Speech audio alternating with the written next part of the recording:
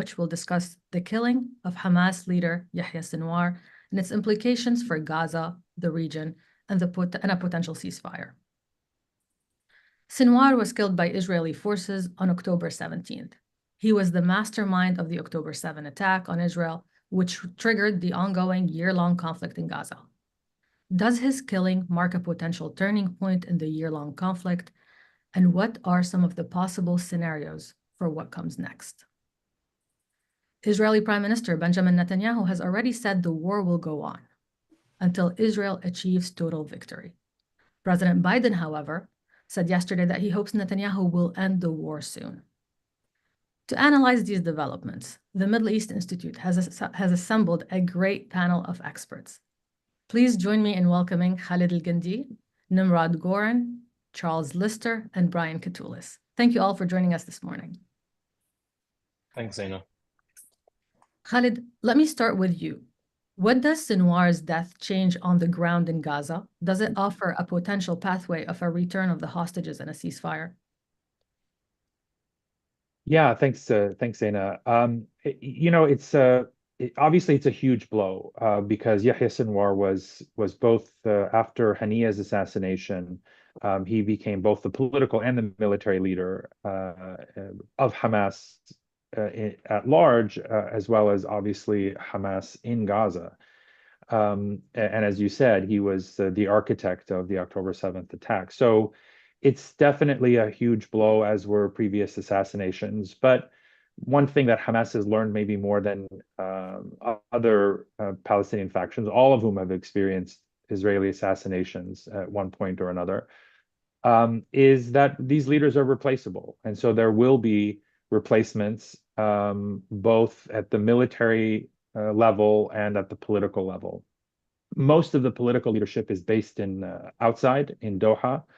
Khalid Mish'al and Khalil al-Hayya and Musa Abu Marzouk in particular. Inside Gaza, Yahya Sinwar's brother, Muhammad Sinwar, I suppose, is most likely to assume the military leadership. He's not necessarily a political person. So there will be, there will be successions and there will be replacements. It certainly doesn't destroy the movement because all of these people are replaceable. As far as ceasefire and hostage deal, those talks have been stalled for many weeks. I think, particularly given the major escalations that we've seen in Lebanon and as well as in Gaza, particularly in northern Gaza. And the ceasefire has sort of taken a back seat, and I think largely because I think Prime Minister Netanyahu is not particularly interested in a ceasefire. I think that's been clear for more than a year now. I think in order to keep his own coalition intact, in order for him to avoid accountability, to remain in power, to avoid going to jail, he has at every opportunity sought to escalate and expand the war. And I don't see this moment as especially different. I think, so I think that Hamas's positions have not changed. The leadership in Doha has announced following Sinwar's death that they are committed to the same positions with regard to a ceasefire deal, an end to the war, the removal of Israeli forces and so forth. Those conditions have been in place since July. There hasn't really been any real change. And so I think, especially now that the Americans and Israelis have said all along that Yahya Sinwar is the primary obstacle to a ceasefire, now that he's out of the picture, I think the ball really falls back into Israel's court, and specifically Prime Minister Netanyahu. Thank you, Khalid. Nimrod, Sinwar has been described, as Khalid just mentioned, as the biggest obstacle to a ceasefire. What challenges, if any, do you see for Bibi Netanyahu now to negotiate a ceasefire deal? And what does the killing of Sinwar mean for the remaining hostages? What's their fate? I think what happened with Sinwar first is perceived as a big achievement in Israel. And that's important because it impacts the domestic landscape and the discourse has influence on the political calculation, let's say.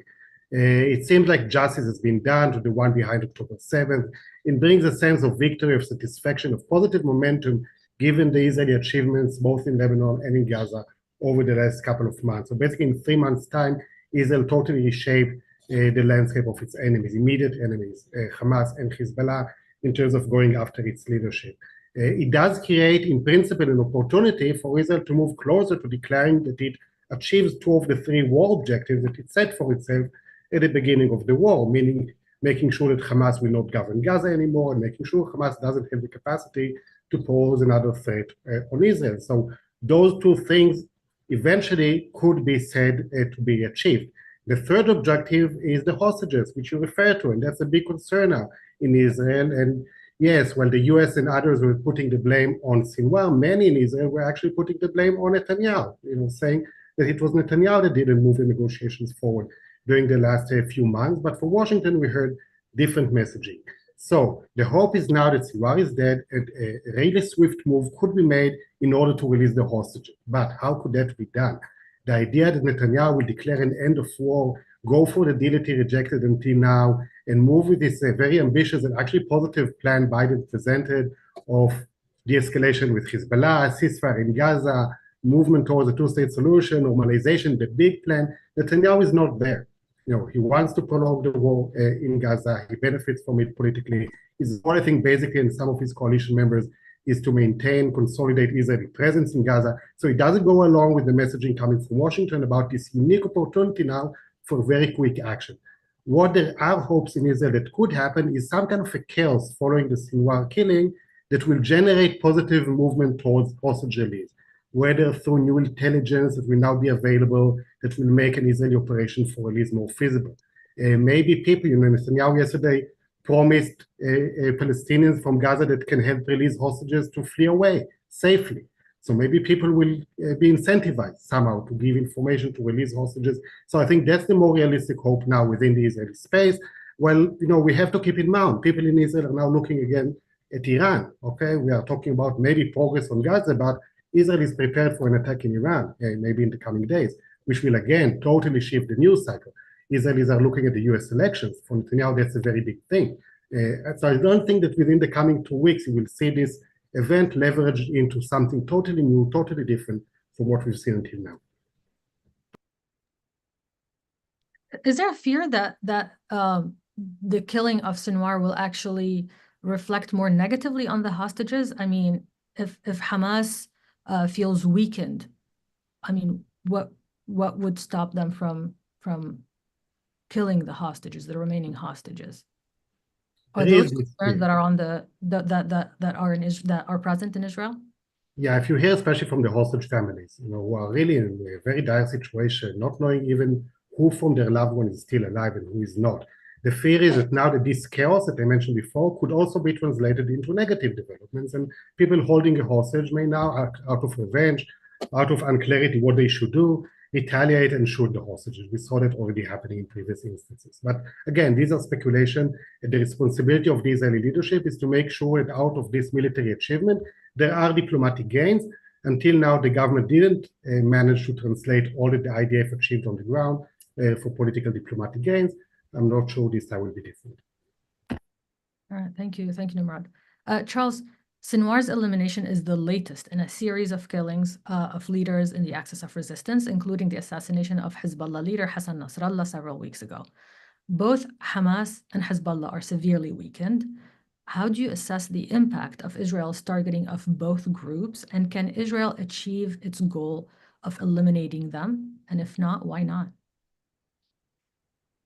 Well, to the latter part of your question, Zaina, no. Hezbollah and Hamas are never going to be eliminated, as in non-existent. That's just an unattainable objective. It was unattainable when it was declared vis-a-vis Hamas on October the 7th, and it will remain so. They're both an ideology, but they're also a movement that is rooted in a nationalist, resistance. So they're never going to be eliminated altogether. I do think putting aside, and of course we can come to talk about it, but strictly from a sort of security military perspective, Hamas has been debilitated over the last year as an armed movement. You know, prior to October the 7th, they were rigidly structured, highly organized, widely described as a more or less akin to a small version of a nation state army and how they organize themselves. That structure has been, you know, not just eroded, but vanquished. And that presents an entirely new security challenge. You know, they're no longer a de facto governing entity with an armed wing. They are now an insurgency operating in what remains of the tunnels and amidst an enormity of rubble.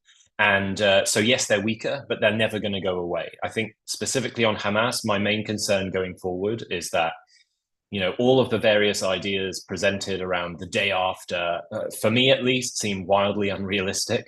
I mean, when you just look at the sheer amount of destruction in Gaza, people are probably familiar with the statistics. If you load up all the rubble in Gaza into trucks, it would go from Gaza to Singapore, I think it was. You know, it's going to take 10 years to clear the rubble before any form of reconstruction can happen. In the counterterrorism, counterinsurgency environment, those kinds of landscapes are a dream scenario for the insurgent. They will always be able to survive. And beyond that, the enormity of violence meted out on the Gaza Strip since October the 8th almost certainly will create the conditions in which a more extreme, more hardline, less potentially pragmatic Hamas will emerge, which makes the security challenges all the more complex. So totally different in terms of the actual fighting force that may be on the ground, but it's going to be around for a long time to come. And the same, frankly, can be said for Hezbollah. I mean, it's a totally different environment, totally different challenge, far more politically capable as well as militarily. Clearly, the Israelis have dealt Hezbollah gigantic blows, probably the kind of blows that nobody would have necessarily predicted before October the 7th.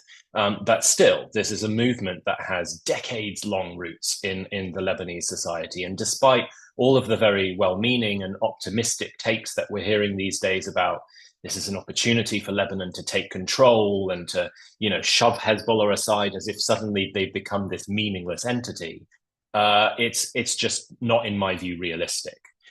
Certainly, they're weakened, and there may be an opportunity to demote their role, but they're not going to disappear either.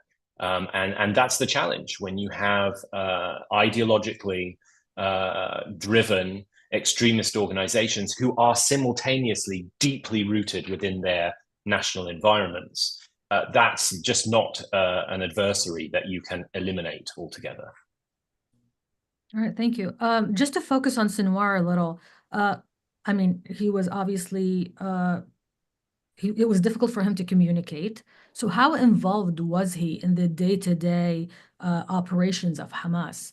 And how much of a blow will it be to Hamas's operations right now? I mean, I imagine if you're in hiding, you can't really give a lot of orders and closely oversee what's happening. Mm-hmm. Well, I mean, to accurately answer your question, we would have to have been sat next to Yahya Sinwar for the last year and to know exactly how much he was in control. I think gathering from what we've heard and what I've heard, both from Israeli security sources as well as many of the negotiators who have been negotiating these deals, through which Sinwar was ultimately the key arbiter on the Hamas side of things. He was in control in the sense that he was the final decision maker. You know, no ceasefire deal was ever going to happen until Sinwar signed his name onto it. And for me, that presented him or presents him as a figure of enormous strategic significance. But then at the same time, Hamas is a movement as much as it is an organization. And like Khalid was saying, much of the remaining veteran leadership, the names that we're all familiar with, aren't actually in Gaza anymore. And I think that muddies the waters a lot in terms of how we look at what Hamas is likely to look like, how it's likely to behave, what its calculations are likely to be ruled by going forward. I mean, it's an open secret. Khalid Mashal has long been opposed to the idea that Hamas throws all of its eggs in the Iranian basket. Which I think now that he is apparently the de facto interim leader, does potentially create an opening for diplomacy and ceasefire talks. It's also an open secret that within those talks and within the complex array of different Hamas decision makers, he was more on the pragmatic side, more willing to make some concessions for the sake of a ceasefire. But whilst Sinwar was alive, that didn't really matter because Sinwar had the final vote. So maybe that does kind of create that fork in the road over the last 24 hours in which other actors like that can leverage their somewhat different or slightly more pragmatic positions. But this is, I think, frankly, we're seeing the kind of chaos as the dust flies up into the air. We don't yet know who's taken command in Gaza. Is it Sinwar's brother? Is it somebody else? And I think that will determine really how realistic those diplomatic efforts might become. All right, thank you, Charles.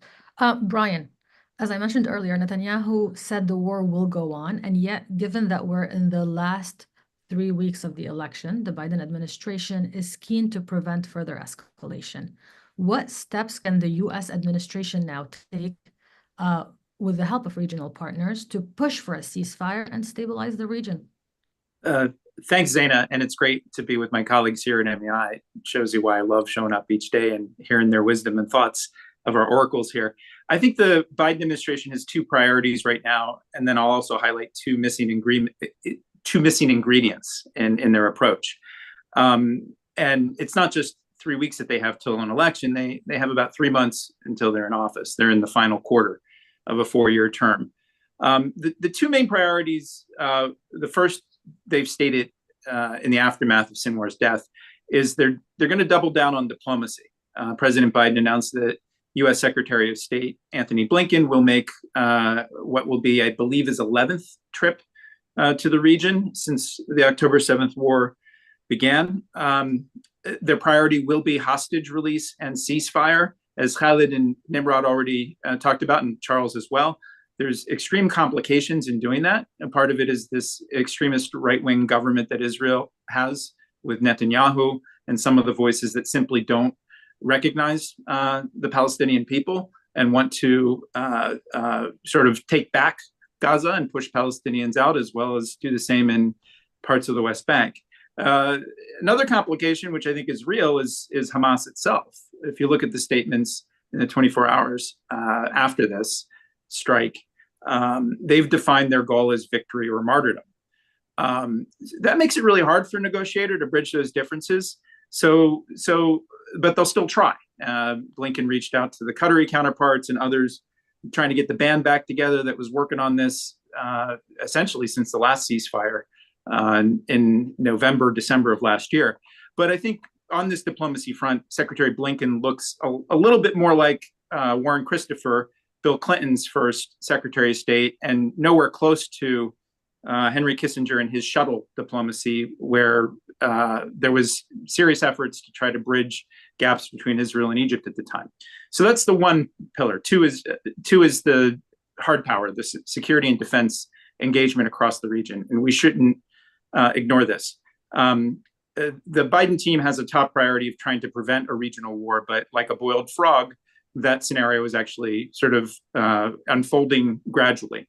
The same day, I think, around the same hours that this strike against Sinwar took place, the U.S. was actually conducting an airstrike in Yemen against the Houthis, and that with fairly strong regularity for a U.S. administration that wanted to pull back from the Middle East and disengage militarily. Events have forced their hand. I highlight this because we've had already a couple of October surprises. We talk about in the election context an October surprise.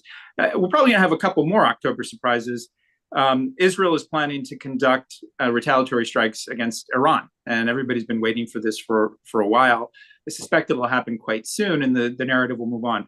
But those two are the two key engagements. I'll go quickly on the two missing ingredients.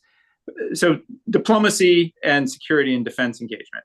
What's missing, and I've noted this in some of my work, is the Biden team just simply doesn't have a statecraft approach that blends these two key elements, diplomacy and the security engagement with partners in the region.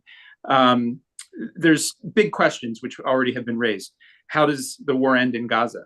How do we use these tools to achieve the goals of preventing a regional war? The Biden team, in a stovepipe way, defense, CIA, intelligence agencies does one thing. The diplomacy and State Department, but also things run out of the White House, aren't really coordinated. So they've fallen short of, as I've noted in my recent reports, their grades have been declining in trying to achieve their own self-stated goals. So that's one missing ingredient, is the blending of an actual strategy. That's why I characterize it as strategic drift. They're more reactive to the plays that Israel, Iran, Hezbollah, Hamas are playing. And unless they do something fundamentally different, I suspect that missing ingredient will still be there. It's sort of part of their DNA and approach to the Middle East, unfortunately. The second missing ingredient is a much more coordinated effort with the Arab partners, Jordan, Egypt, some of the Gulf states. We talk in our election context here, swing states, about winning the Electoral College. These are swing states in the geopolitics of today's Middle East.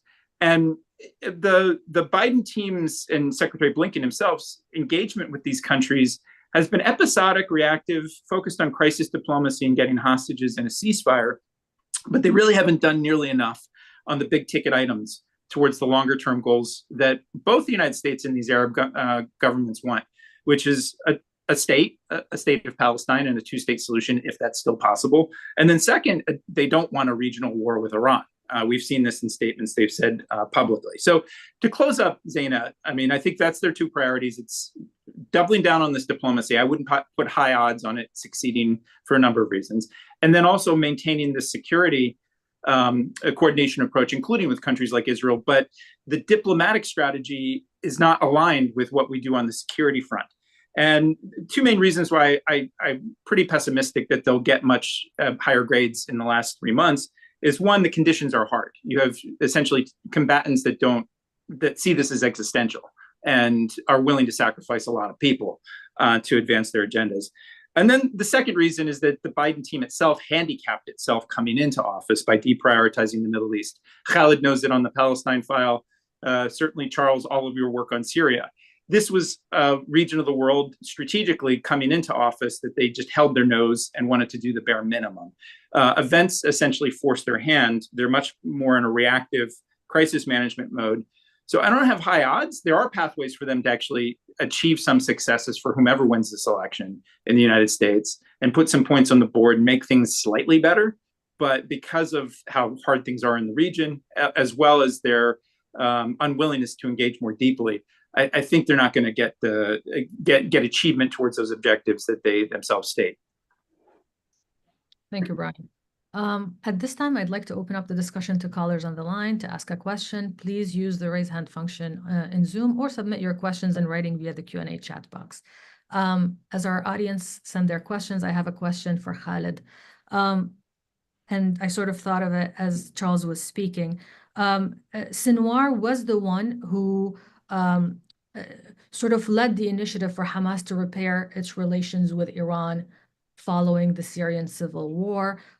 We know Hamas sided with the Syrian rebels, and that sort of created a rift with Iran. Now that he is dead, what will Hamas's relations with Iran look like? Will it change? And if so, how? Yeah, it's very hard to know what the relationship will look like. I mean, we can say that the relationship will continue, but the answer to the question depends on what kind of new leadership emerges and what happens if and when we get a ceasefire. So I think it's impossible to predict, but I do think, I mean, first of all, the relationship between Hamas and Iran is not as organic as it is between Hezbollah and Iran. It has generally been a marriage of convenience for both sides, and I think it has sort of ebbed and flowed in the depth of that relationship. As we, particularly after the Arab Spring, we saw Hamas moving away from Iran and its allies, and particularly Syria. For pragmatic reasons, I think Yahya Sinwar reestablished that relationship because for obvious reasons. He needs funding and he needs weapons. And Iran is their primary benefactor. So we'll have to see. I think Hamas has been so weakened at this point. It will maintain that relationship indefinitely. But it's impossible to say exactly at what level because we don't know what kind of leadership is going to emerge. And Iran is just is one piece of the puzzle that is not that's important, and I would say a strategic relationship. But like I said, it's impossible to say. But if I could say one point on the U.S. role that Brian alluded to, I think one thing that has sort of changed the complexion of the U.S. role in this is the announcement we heard yesterday, which I think was new. I hadn't heard this before from President Biden, that U.S. Special operations forces have been involved from the outset for the past year in tracking down Sinwar and other Hamas leaders. I think that changes our understanding of the American role, which is not just limited to supplying weapons and providing political and diplomatic support, but as an active participant in this war. So that I think is going to be, that makes it much more difficult to extract the U.S. from this equation, and it complicates U.S. diplomacy. I mean, the U.S. is seen as an active participant. How can it possibly be a mediator? We've already seen how ineffective it is as a mediator over the past year. Thank you, Khalid. We have so many great questions. Let's start with a question from Jonathan Landay from Reuters. This is for you, Brian. The Biden administration for months blamed Sinwar and Hamas for blocking a second hostage release ceasefire deal when it was fully aware that Netanyahu also played the spoiler by changing the terms of the deal. It's hard to believe that Biden, who has known Bibi for decades, was played by him. So why did he continuously given Bibi a pass? Was this part of a U.S. negotiating strategy? Well, if it was part of a U.S. negotiating strategy, it was one that failed, and it failed miserably because it did not get any hostages home since that release in late November, December, about a month and a half into the war.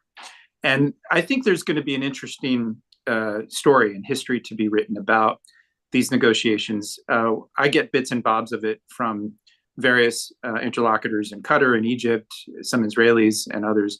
And people think about these negotiations simply as a deal that would involve getting the release of a couple of hundred people, not just the hostages, or maybe even a bit more, the Palestinian prisoners that would be released, as well as something that is related to either a temporary ceasefire or something longer term. Part of the reason why this has been so complicated, we already alluded to it, and Jonathan's question implicitly notes this, is that there's divisions on all sides, and Netanyahu himself plays many different games with his own people. And I actually think in many ways he did play the Biden team. Biden, if you remember in early May, I believe it was, there was an announcement. I was talking to one of my friends in Gaza on this, an announcement that there was a deal, and there was a few hours of raucous celebration in Gaza because the people are just done. They don't want this conflict to continue. They're tired of seeing their children getting killed and their houses destroyed. And what we heard just a few hours after that was that it all fell apart because of the complications, not just Hamas, but as well as the shifting positions of the Israeli government. And the reason why it's complicated is it's not just about the deal. It's about also discussions about the presence of Israeli forces and their security requirements, about what they would want in the medium to long term, notions of cutting Gaza in half and access and things like this. And then later this year, it all got tied up also in a little bit in sort of the Philadelphia corridor and negotiations over that with Egypt and access and things like this. So I think in many ways, both actors share to blame in all of this. And Biden himself was quite naive in how he approached this. I think his release of a plan on May 31st, and I'll close here, was an attempt to actually clarify the terms that were under consideration when the earlier in May effort tried to move forward and it didn't succeed. But then the problem was that conditions started to shift. The Israeli military campaign continued. Hamas continued to fight as well. And it really fell apart, I think, when Hamas took the decision in late August to murder 6 hostages, including an American, at a time when those ceasefire negotiations are going on. We don't all know right now the ins and outs, because these negotiations need to be conducted in the shadows, in a sense. But there'll be an interesting story to be told about all of the actors and also the failed diplomacy here. Hopefully, this moment will be an opportunity, Sinwar's death, to jumpstart that. But I actually think that's a lot more complicated now, given the decimation of the power structures inside of Hamas and decision making and who controls the guns and the money. So I'll close there. Thank you. Would any of our other panelists like to add to that answer? I would just throw in looking forward rather than back, but as a sort of response to Jonathan's question and Brian's answer. The elephant in the room now is that we're just a few weeks away from a US election. We may not necessarily know the outcome of that election on November the 5th either. So I do think that in Netanyahu's mind, he has some time to play with here. So yes, unquestionably, as we've heard from the Biden administration, the diplomatic push is coming. In fact, it's probably already started. But until the US election is decided, and then until we know who's going to be in the White House in 2025, I don't actually think Netanyahu will perceive a need to end so decisively the war in Gaza as conditions are currently prevailing. So in some ways, the timing of Sinwar's death is imperfect for any potential diplomatic effort. Never, and that's before we consider and take into consideration what's happening in Gaza, the plans that have allegedly been put in place for the north, and taking into consideration events in Lebanon as well, et cetera, et cetera. But I think the US election here is going to play a role in Bibi's own internal calculations. Absolutely. Nimrod, I have a question for you from Jonathan Walters. Can the Israeli media play a role in turning Israeli public opinion from seeing a Palestinian state as a security threat to seeing it as an existential necessity? And the messenger to transform the Israeli public opinion is not necessarily the Israeli media at the moment. Many of the mainstream media outlets are more and more aligned with Netanyahu's messaging. So it's not by definition the best way to go. In order to transition Israeli thinking from a mentality of conflict, of lack of security, into one of openness to compromises, to agreements, to negotiations, to eventually to a state solution, unfortunately, there is quite a long way to go. The Israeli discourse is currently at one of its lowest points in terms of public support for the two-state solution that has been declining since the beginning of the war. It's not because people see a better solution, it's just because of the trauma, its impact, the sense of lack of security, the unwillingness to compromise, the sense that all Palestinians are enemies, kind of a very war-like mindset. In order to change it, first you need in the Israeli society who are supporters of peace, of a two-state solution, and there's quite a bit of those, to be able to speak up and convince and make an appealing argument on why those ideas, those plans that were devised years ago are relevant, especially at a time of war. Okay, so we need to update, to refresh the narrative, the pro-peace narrative within the Israeli society. There are think tanks and organizations who are doing that. Then you need to have political leadership, because the best way to mobilize public is to have inspiring politicians, either in office or wanting to be in office, to make the case for that. And currently within the Israeli parliament, you see a very, very small representation for the Israeli peace camp. There are hopes that during the next elections, whenever they are, we will see this differently, but the political echelon has a role to play. And finally, the international community has a role to play. And that leads us back to what Brian was mentioning about what the US can do, because if those diplomatic efforts that the American administration are engaged in now will eventually not bear fruit, there are other steps that could be made or taken during the weeks or months before the transition.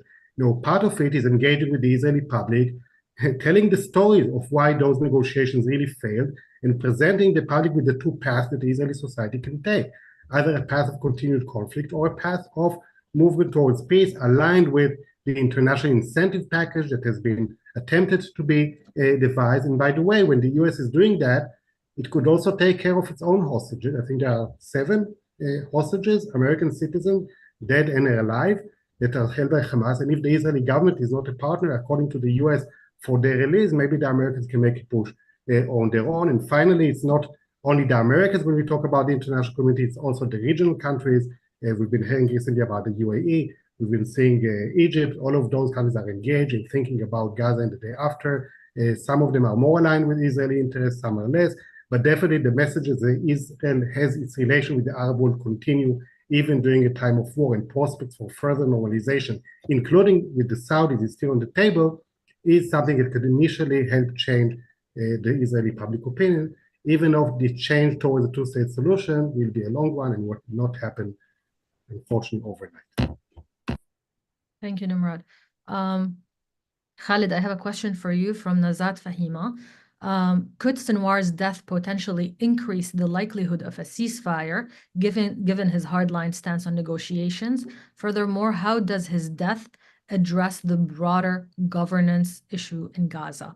As over a year after October 7, Israel still lacks a clear plan for who will govern the territory.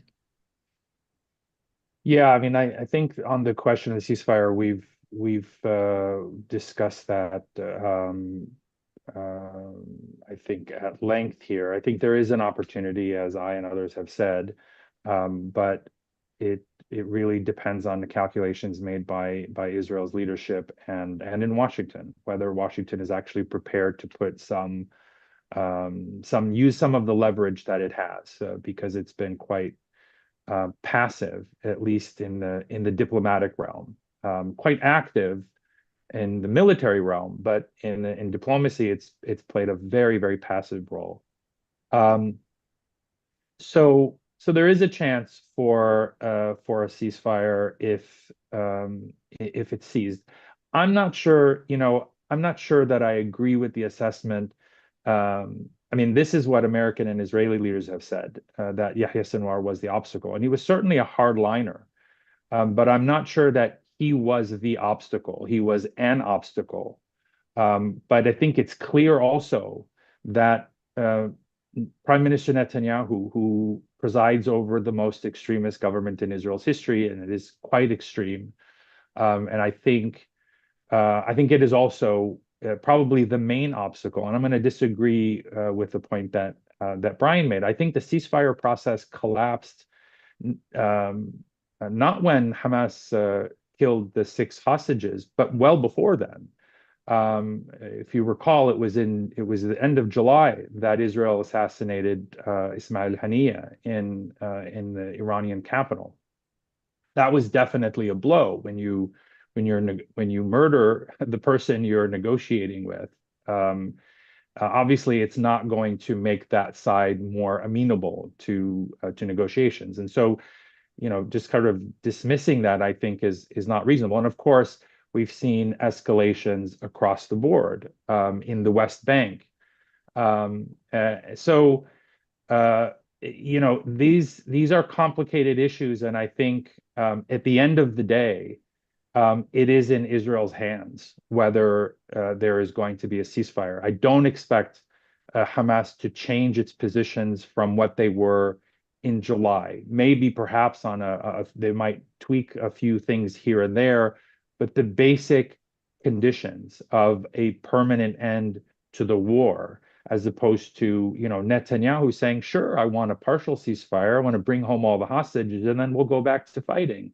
That's not something that any Hamas leadership is going to accept. So again, I think the ball falls squarely on Prime Minister Netanyahu, who, for reasons we all know, he needs to stay in power. He wants to keep his coalition together. He needs this war to continue and to expand. And until people have addressed that calculation of Prime Minister Netanyahu, nothing's going to change. All right. I have a question for Charles. Unlike other operations targeting militant leaders, Israeli soldiers came upon Sinwar during a ground operation, and they didn't know that he was there until after his killing. Why was this such a surprise to the Israeli and US military and intelligence communities? And what does this tell us about how Sinwar has been operating for the past year? It's a good question. I mean, obviously, what we do know is that he's done what I think anyone in his position would have done, which is throw away any form of an electronic device and live, in a very basic way, disconnected from the world for much of the last 12 months. It's well known that he's been operating via a series of messengers, human beings who carry pieces of paper and messages from him. And that was how the ceasefire negotiations were done through Sinwar. That's part of the reason why it was so complicated and why it took so long.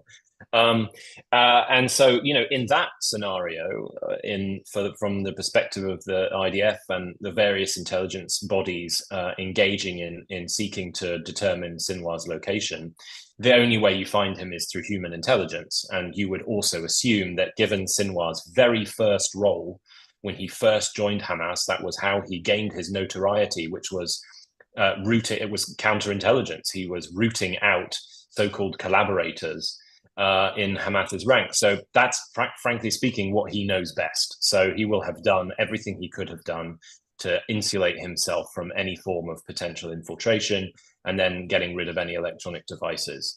And that, afforded him the same kind of protection that allowed him, frankly, to survive after 12 months, which was pretty remarkable given how effective the Israelis had been up until that point, rooting out all of the other senior leaders in Hamas, and as we've seen in Lebanon with Hezbollah too. All right, Nimrod, a question for you. How will an Israeli attack on Iran and an expected counterattack on Israel by Iran further complicate the regional assumptions discussed by the panelists, whether diplomatically or at the military level? And once Nimrod is done, you can feel free to jump in and add to his answer. So we don't know what will play out in the coming days, but we do know that there is coordination happening between the Israeli government and the US administration over the last couple of weeks on what an Israeli attack on Iran could look like. The Israeli Prime Minister committed to such an attack, so it's quite clear this will happen, and will happen in more of a visible way than what we saw in April, where Israel attacked Iran in a way that could be easily contained. I think from an Israeli perspective, the goal should be to do something that Iran doesn't retaliate on. Whether that's feasible or not, that's a question. But if Israel, at the moment of momentum that I mentioned at the onset of this discussion, wants to reach more gains, it could reach it primarily against Hezbollah in Lebanon. And having another tit for tat vis-a-vis Iran at a time where the US administration does not want that to happen and does not back that, neither do Israel allies in the region, I'm not sure that will help Israel achieve its goals at the moment. So yes, there will be a retaliation, probably one that is coordinated with the administration early enough before elections, and hopefully one that could be contained and not lead to a continuation of the hostilities.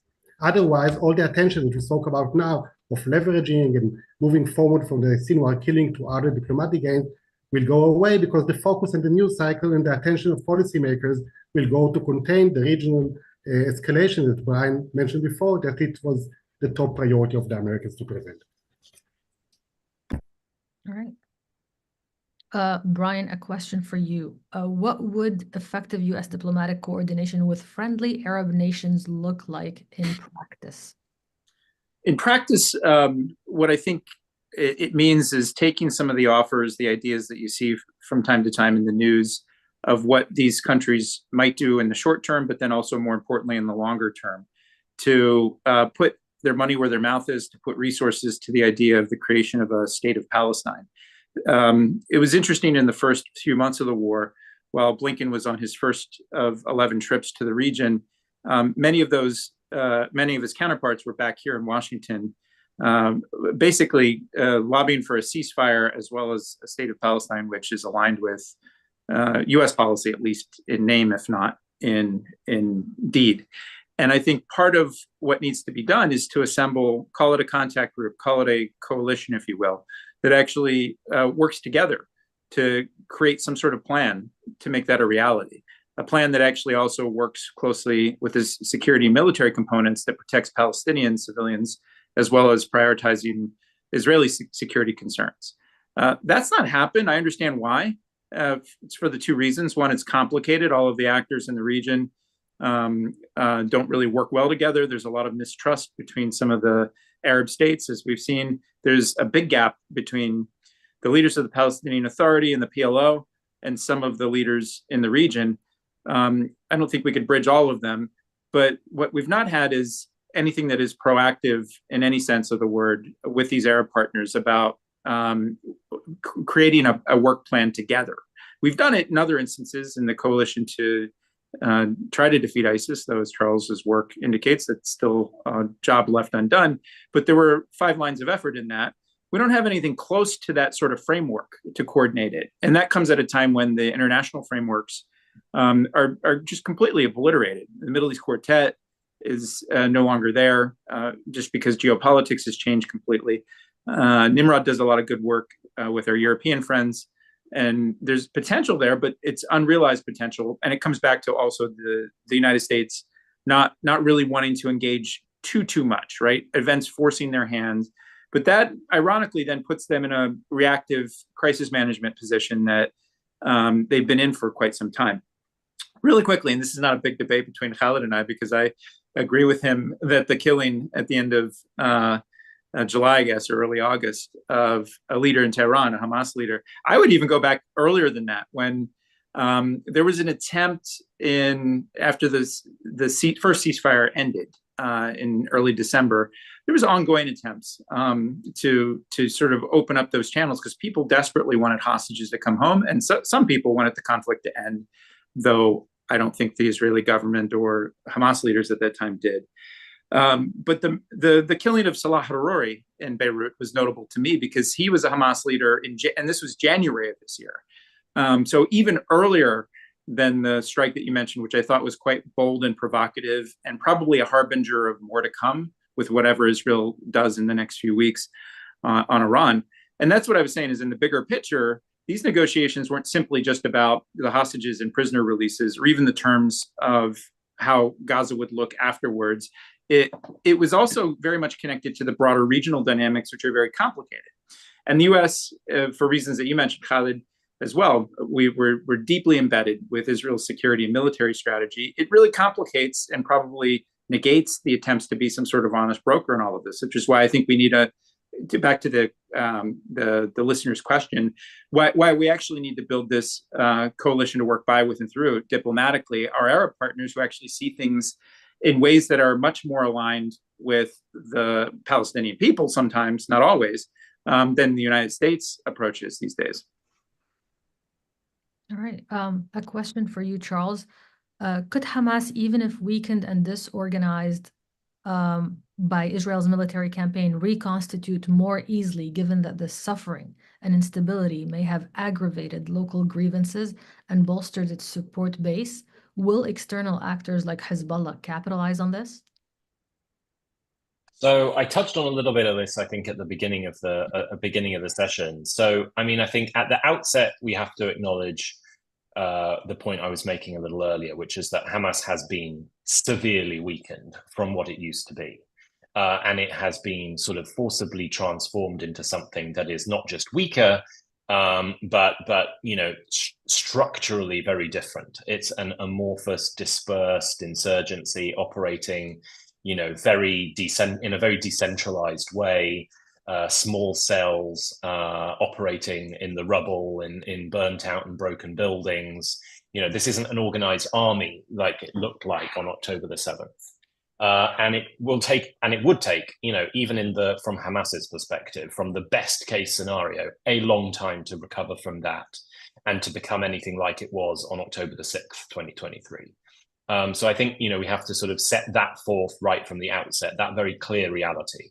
So in terms of describing any form of recovery, in the best scenario for Hamas, that's going to take years and years and years.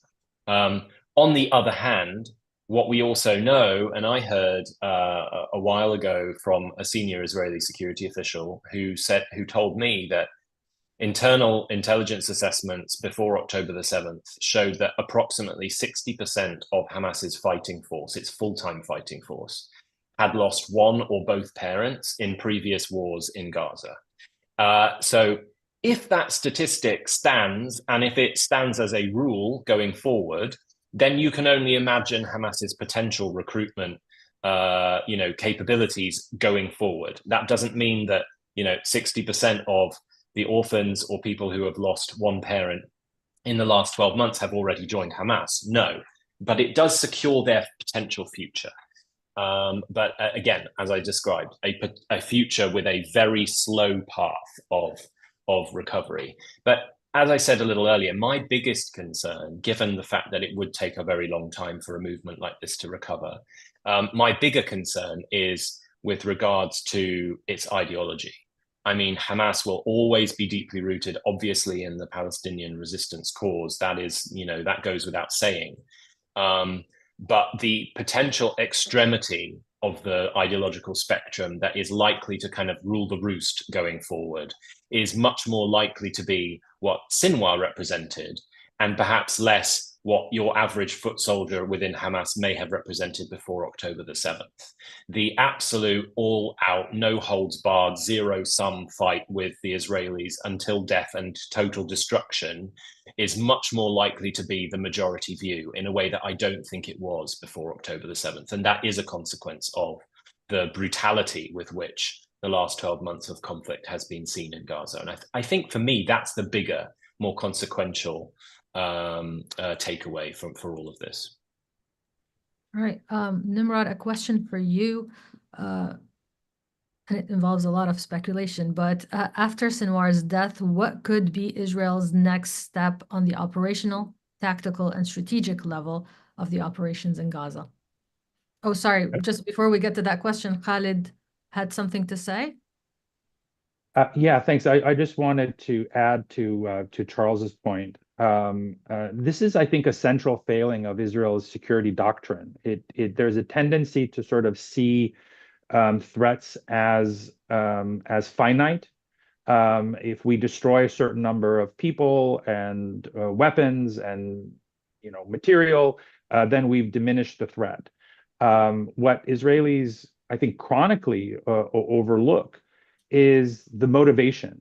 As long as there is occupation, suffering, denial of rights, which have now increased exponentially, right? The massive generational trauma of this past year, I think akin only to 1948 for Palestinians, and actually in numbers far exceeds the events of 1948 in terms of displacement, in terms of the number of killed. This is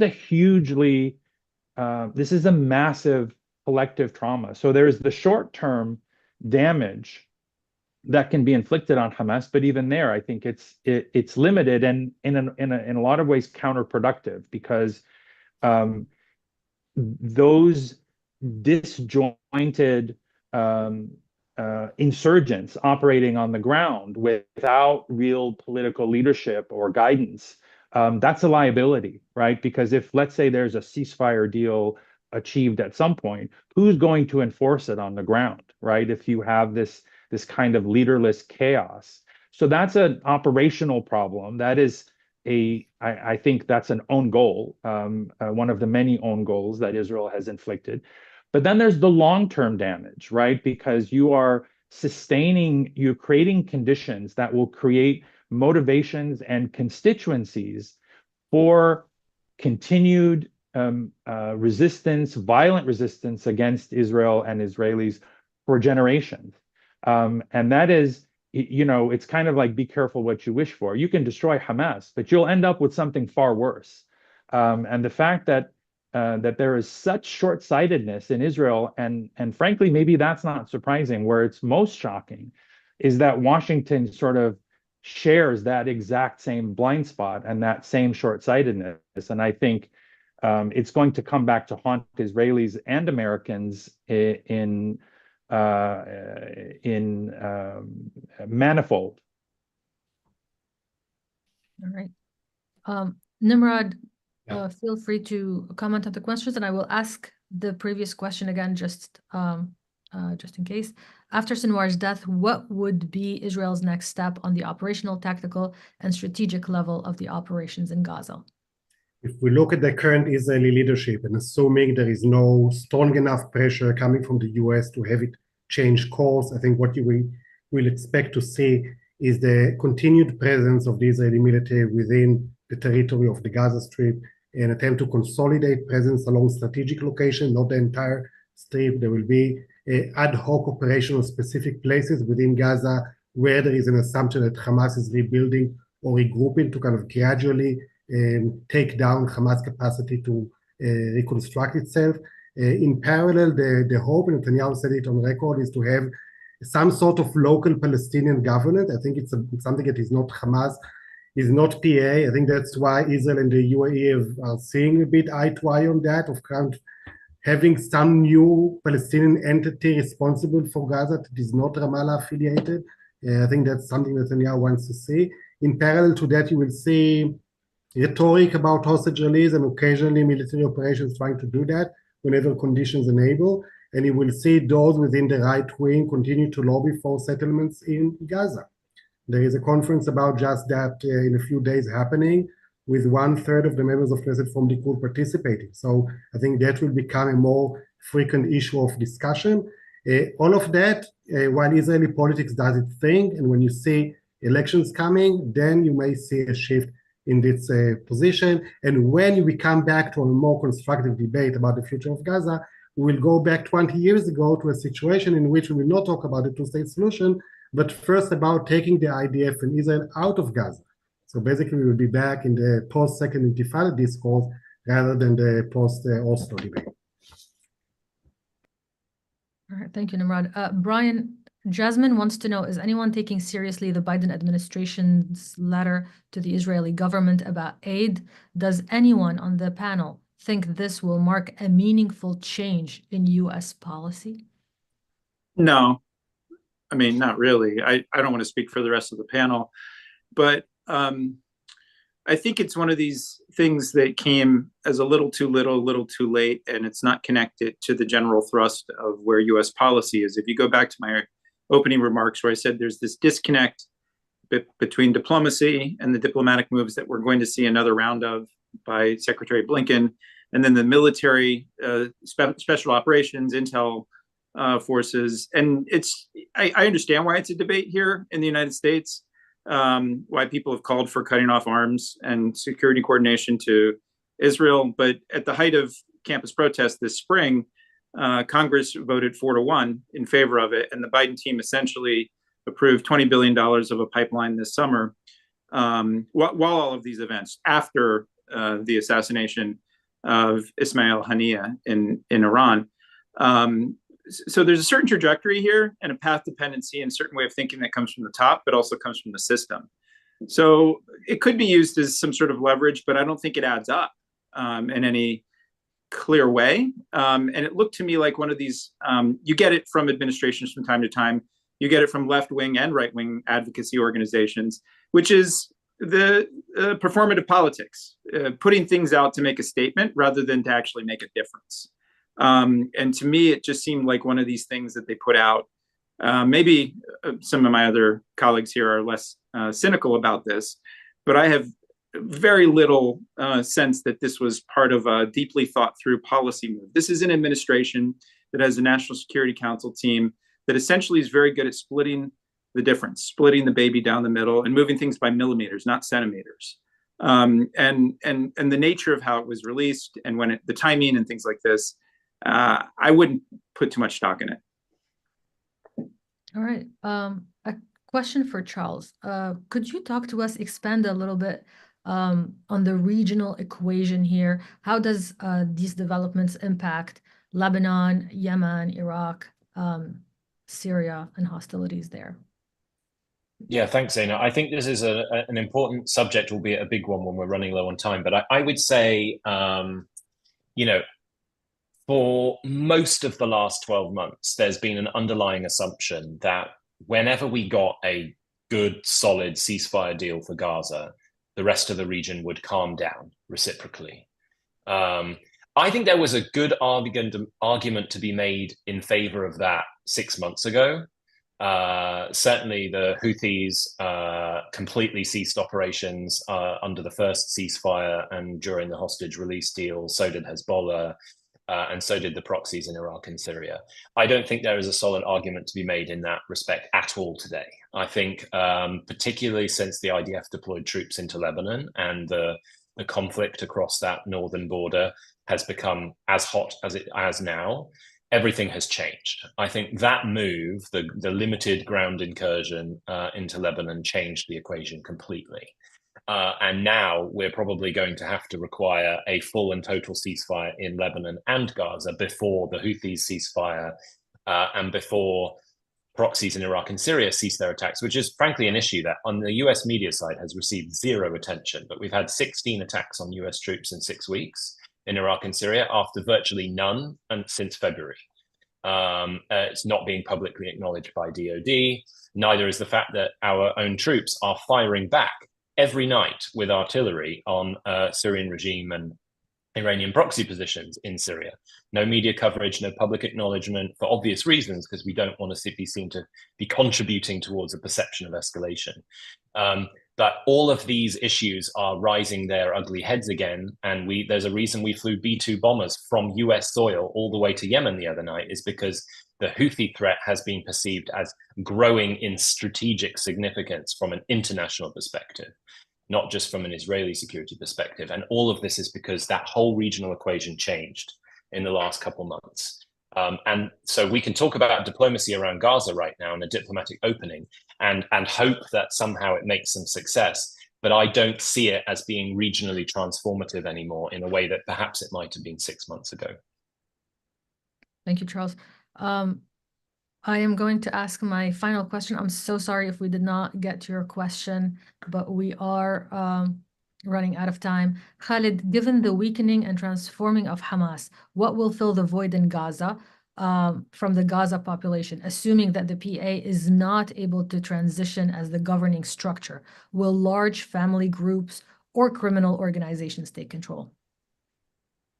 Yeah, that's a good question. I think no one knows the answer to that question. I think there's already a governance vacuum. There is a breakdown in law and order.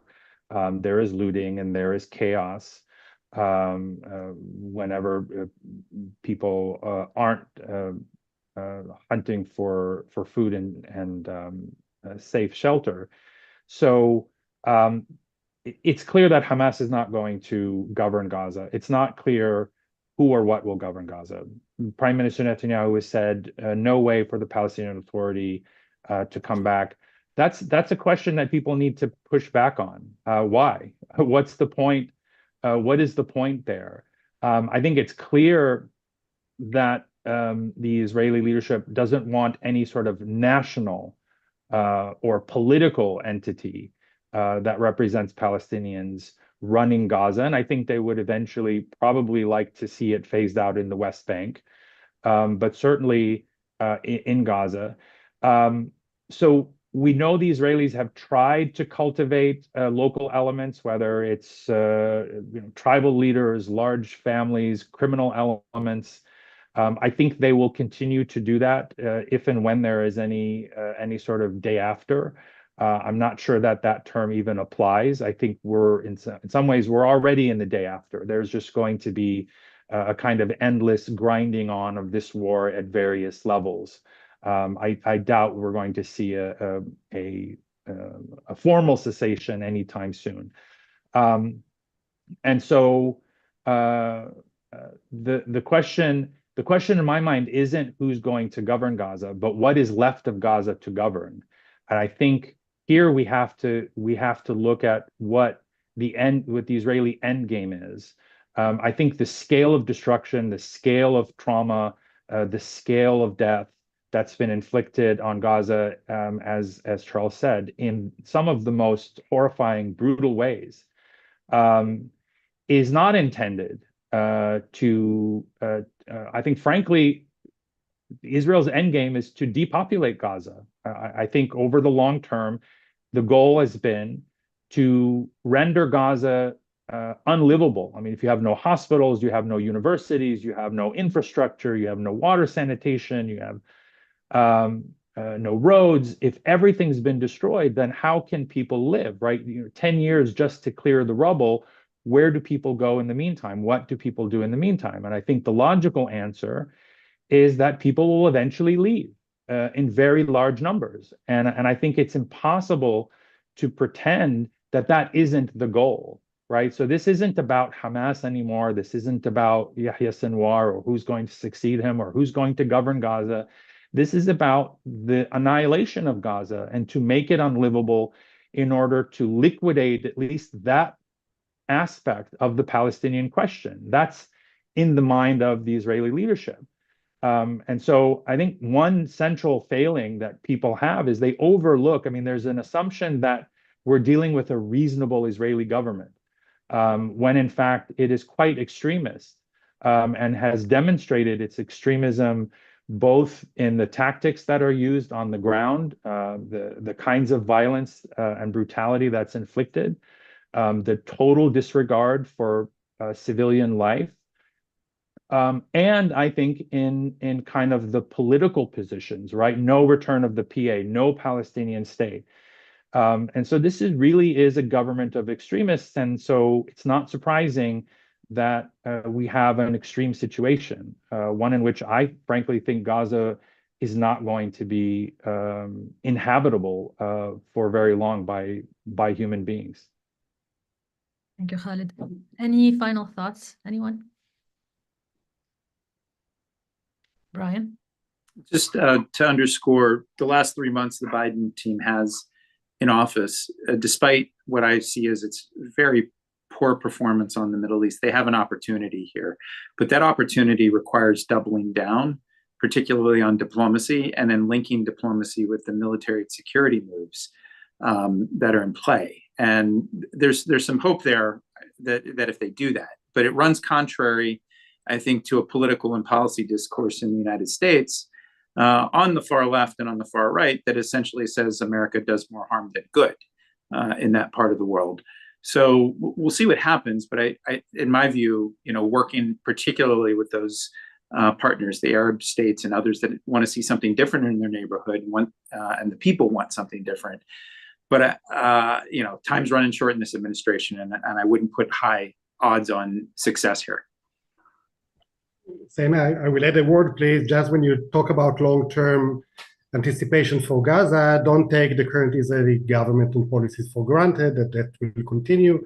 The level of trauma that Israel underwent on October 7th is likely to eventually cause different political realities, not necessarily all much better than what we have now, but definitely there are likelihood that will happen. And when that happens, maybe in a few months, maybe more, you will see different policies and ability to reshape whatever regional realities could take place. Charles? Yeah, I wanted to reiterate a point that Brian very briefly touched upon earlier when you mentioned the counter-ISIS coalition that developed in 2014. I mean, back then this was a terrorist organization restricted to parts of 2 countries in the Middle East, and in the space of about a week, our then Secretary of State, Kerry, pulled together over 50 governments from around the world and formed a coalition that had a single mission, which was not just to roll back ISIS's control of territory, but was to rebuild, reconstruct, bring communities back together again, counter online extremism, all these manner of huge international issues of importance. We've not had anything like that over the past 12 months, despite the fact that I think what we've seen develop in the Middle East is far more kind of consequential and potentially dangerous on a global scale. It's not a hard challenge, but it requires the will. There's now more than 80 countries in the counter-ISIS coalition. Why on earth have we not sought to do something similar to deal with the conflict in Gaza, but all of those other regional ripples in Iraq, in Syria, in Iran, in Yemen, and elsewhere? I mean, that's the kind of diplomatic effort that is needed. But I cannot fathom why we have decided to just send 1 or 2 guys around on an airplane every few weeks to try to resolve a deal that is far bigger than something like that is ever going to be able to deal with.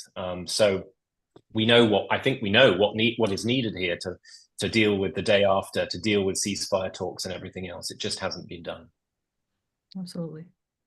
Thank you, everyone, for the great questions and for this enriching discussion. We're unfortunately going to have to wrap things up now.